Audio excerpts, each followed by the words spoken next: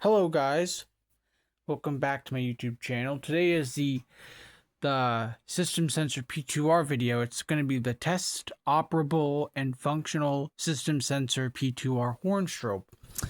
I showed you a little bit last time, but we're actually going to be testing the strobe and the horn. It comes as a pair. So, I'll show you in the back.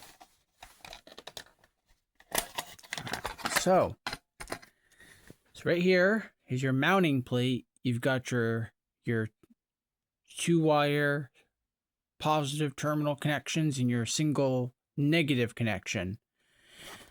That's where your relays would tie in. So back here, and how we're going to be setting it off today is by using, believe it or not, a 9-volt. We're going to set it off. That's how I set my system sensor SPSR. I'd recommend you guys check out that video first before watching this.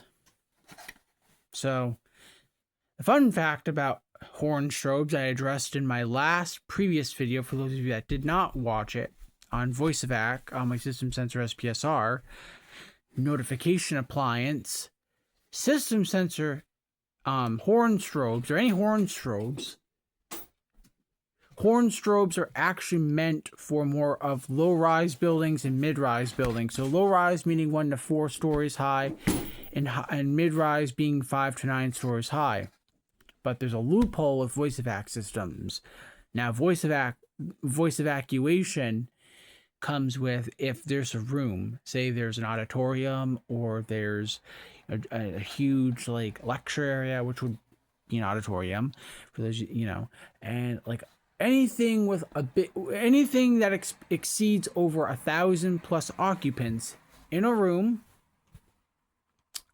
would require voice evacuation, such as, like I said, auditorium, theaters, stuff like that. So you see a lot of voice evacs there.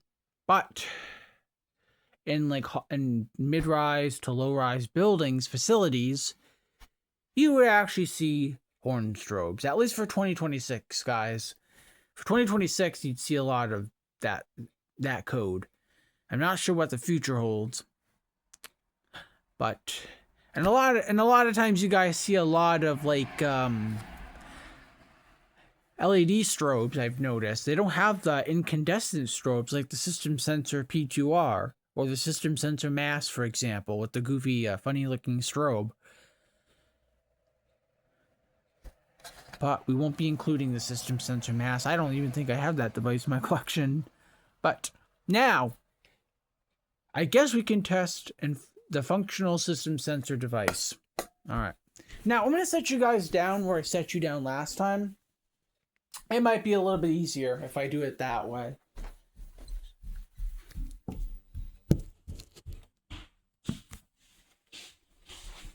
Alright, guys. Guys, system sensor horn strobe will be set off in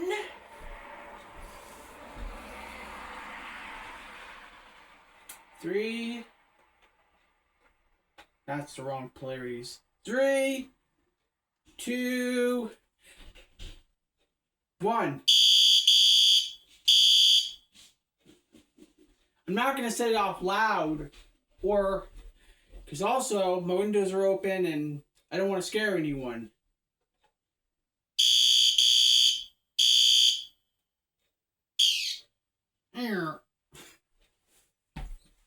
So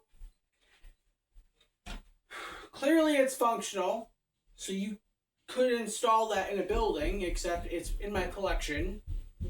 So for fun, I said this was going to be just solely on my system sensor horn strobe. Why not set, for fun, this is an additional, for fun, the Wheelock 7002T-24. Now, this is an older device, you don't see a lot of these in buildings.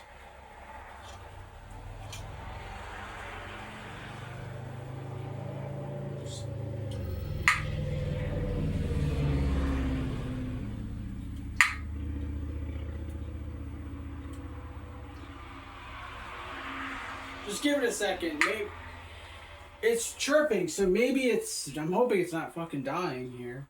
Oh.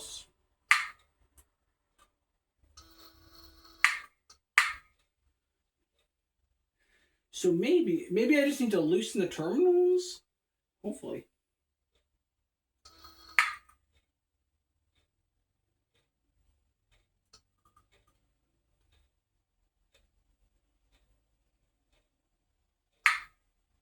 Well, you heard the dysfunctional and unoperable Wheelock 7000 to the T-24.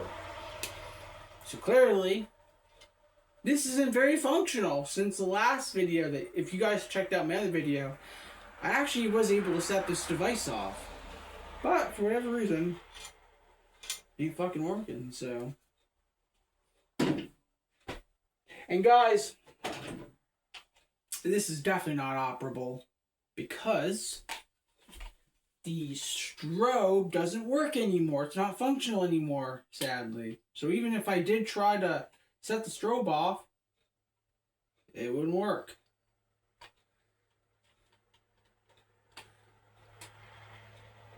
Something is wrong with the strobe, guys. And actually, it's upside down. I don't know. They actually put the strobe, they mounted the plate and the strobe upside down, so a lopsided to each other. For whatever reason, I don't know. Yeah, it's not working. It's not functional anymore, meaning it's probably not going to... If this happened, guys, the fire alarm notification device or a pull station decides to fail, kind of like this device right here. Now, this device actually doesn't have the wire connected. Therefore, the Mercom MS610U device, which is this, would actually get replaced by something newer like a Firelight series device, pull station. And for this device, they would actually replace it, back up here, they would replace it with a newer remote strobe. This is a remote strobe. So you would see a lot of these in like bathrooms, small areas that would require remote strobes, like bathrooms. Not so much closet space, guys. Closet space, they do actually require, or they did, I don't know if they still do, with NFPA 13 and NFPA 25 standards. But I've seen a lot of closet space that have, like in commercial buildings, like apartment buildings, they would actually use the sprinkler heads, which would interlock with NFPA 13, 13R, 13D, and NFPA 25 standards. I don't know what what it is now. I'd have to look it up. That all links together. That ties together with the overhead and functional sprinkler heads. But aside from the sprinkler system, I haven't even got any sprinkler heads in my collection, guys. That'd be awesome to have some, but so this is not operable and therefore not functioning well, and that would get replaced. However, I keep this device in my collection. I'm not disposing of it. I'm keeping it because it's nice to have a few broken pieces in my collection, and here's why. It sounds stupid, but why I do is because it's nice to show off the broken stuff so I can show people why they need to be replaced and how important safety is. I take fire safety very seriously. So, and guys, another thing I want to point out, for carbon monoxide detection, that all is a lot. So don't get confused. The way carbon monoxide detection is, there used to be a code back in I'm reading a book back at 2015 edition. I'm kind of getting familiar with the codes back then versus the codes now. I did research a couple days ago. I have it written down in my notes, my book, stuff like that. I go to the library and I study. And I saw that there actually was a code for the carbon monoxide detection. So it would be the carbon monoxide detection and life safety equipment, which would have been, guys, meaning it used to, it would have been code NFPA 720, I believe. I don't want to give you the wrong answer. Let me see. I think it's 720. Let me see here.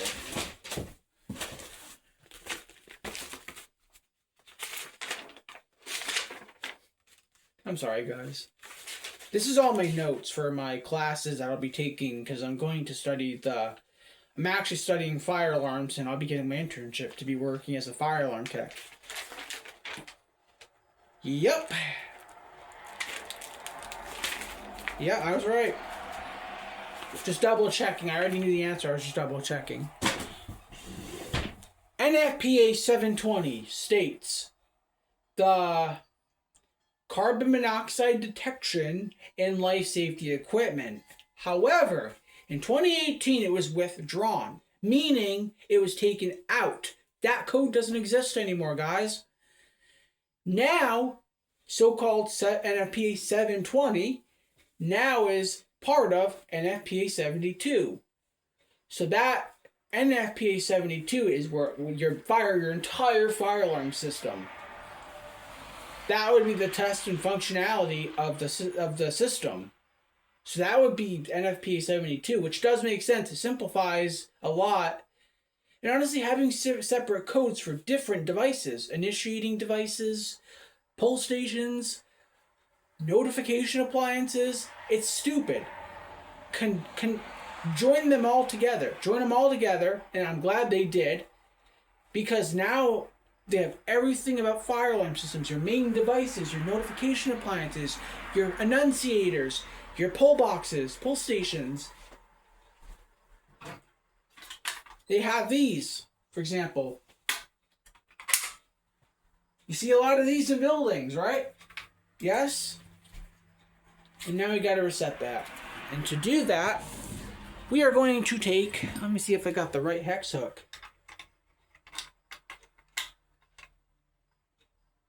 So to unlock it, I have to go this way. All right. Now, how to reset an operable or functional pull station, as you just saw me do. This is what it looks like in the back of I guess you could call it a BG12 series because it takes the Allen hook. Except, I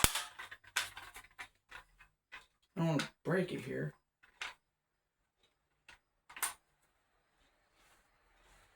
Honeywell by Silent Night. You see a lot of these devices just about everywhere you go.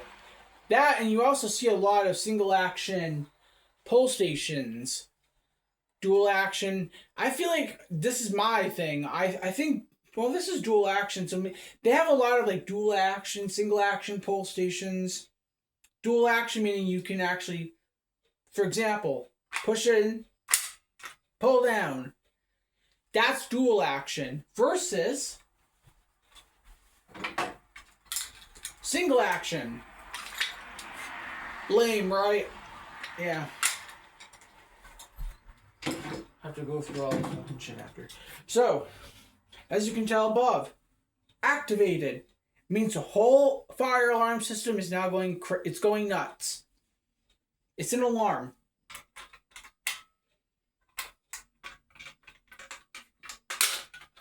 Wow, this is really not easy to have to do. Then, you go. As you can tell, it does not have the LED light in it.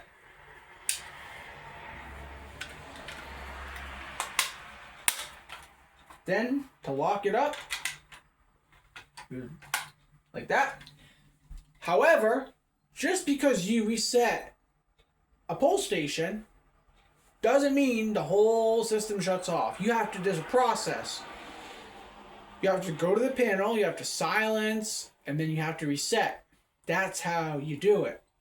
Say you pull the fire, a lot of modern day fire alarm systems, you pull the fire alarm, you reset it, And then you would go for fire technicians. I'm not saying anyone else, fire technicians, because they're the ones primarily setting these devices off to initiate a fire alarm test.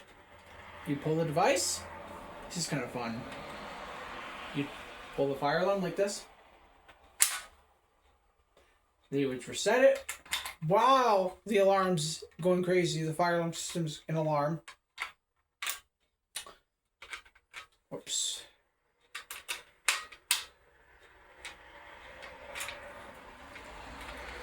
Then, they flip up, because that indicates it's normal. Because once you pull that down, it's already down. You lift up.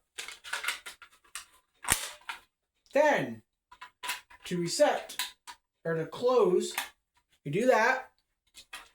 This one does not have the the LED inside, unlike these two guys I showed you last time. But you know what? We're gonna set it off for fun. So, because I want to, and it's awesome. And it's also, this is gonna help a lot of you guys that don't know much of. If you're beginners and you're learning about fire alarms, I start at the beginning of my videos because I know a lot now. And I've collected them since I was 13 years old.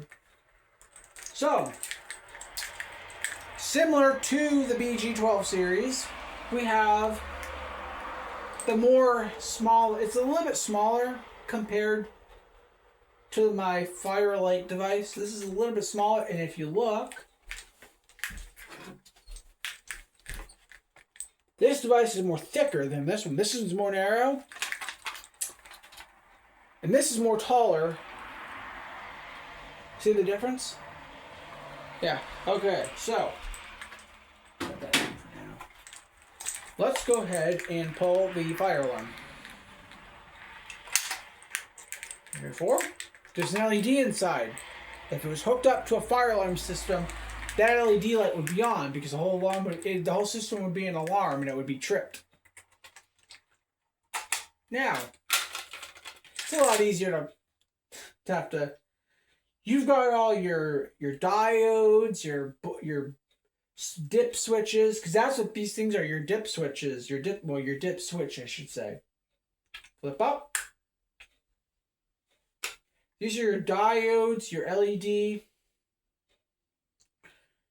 Got your dip switch right here. Your relays, which connect to your miniature terminal connections. Right. And guys, this is dual action too.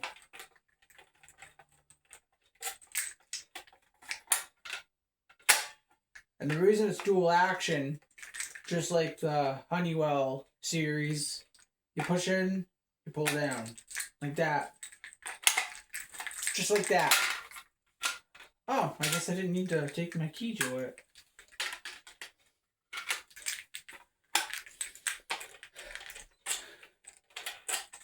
And you just reset it like that. I mean, that's how it is with most pull stations. You either have an Allen key or you just have a regular key. But that's it for that.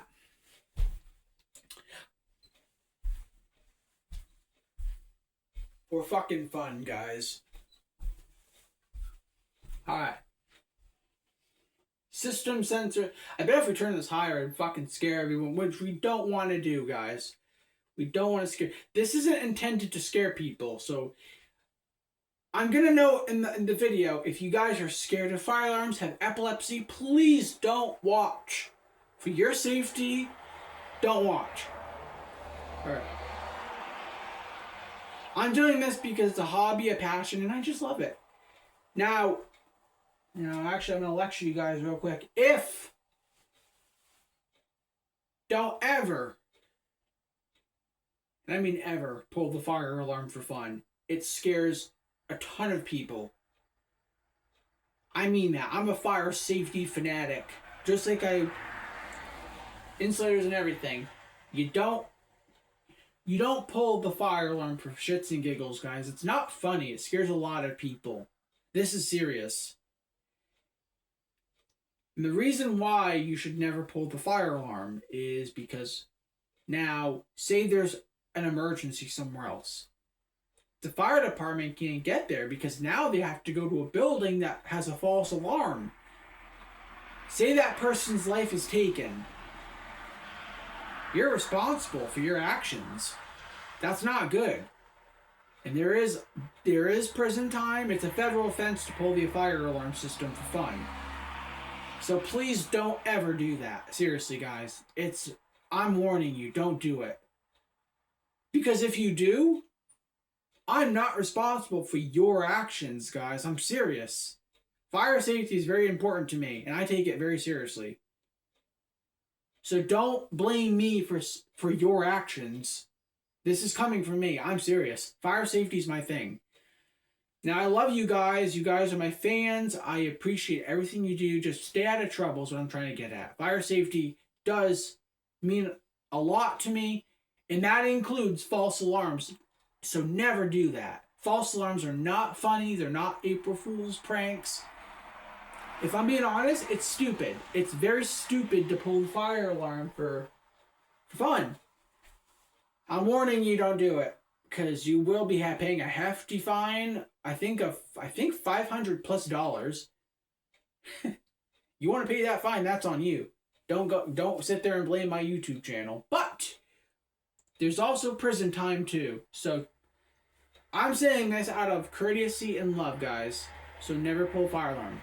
This is my collection, so I think, well, I know I can do it. But, and this applies to me, I've never pulled the fire alarm for fun, ever, and I never will.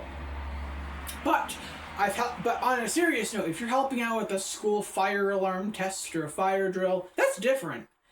So when I went to school, I got to help out with the school fire drill, which meant I was with the janitor, or the custodian at the time. He took me out of class, he said by 11 o'clock, I remember the time, he said we could pull the fire alarm because we're having a fire drill, and then we got to go initiate the panels, because we had 2 panels. It was an older system in the school. We had a lot of Wheelock AS horn strobes and a lot of Wheelock RSS-24 MCRs, I believe. So Wheelock RSS device. But this was red. That's why it's an R. This is white. So that's why it's MCW. But now that we covered the basics of never pulling the fire alarm for fun, it's time to enable the operable fire alarm notification appliance. So, with that being said, let's test the operable fire alarm device, the notification appliance. So, now, let's get started.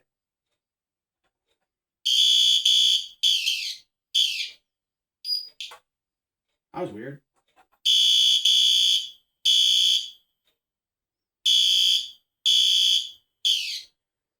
And now, we set it off. And now, we're good.